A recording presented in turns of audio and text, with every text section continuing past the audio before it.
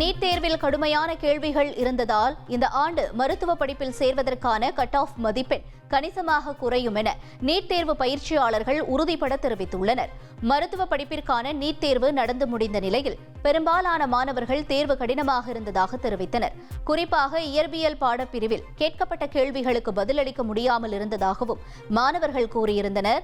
இதனால் 100க்கு 100 மதிப்பெண்கள் எடுக்கக்கூடிய மாணவர்கள் எண்ணிக்கை கணிசமாக சரியும் என்று நீட் தேர்வு பயிற்சியாளர்கள் தெரிவித்துள்ளனர்.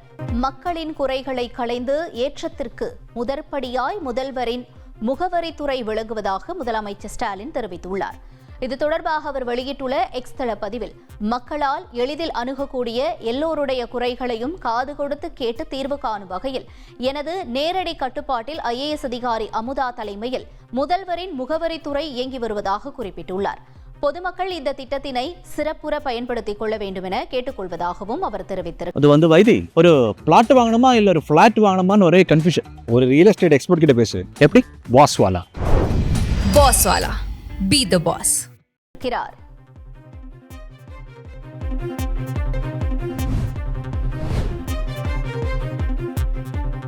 செங்கல்பட்டு மாவட்டம் மேல்வருவத்தூர் அருகே கயல்விழி என்ற மாணவி நீட் தேர்வு அச்சத்தால் தற்கொலை செய்து கொண்டதாக வரும் செய்தி அதிர்ச்சி அளிப்பதாக அதிமுக பொதுச் செயலாளர் எடப்பாடி பழனிசாமி தெரிவித்துள்ளார்.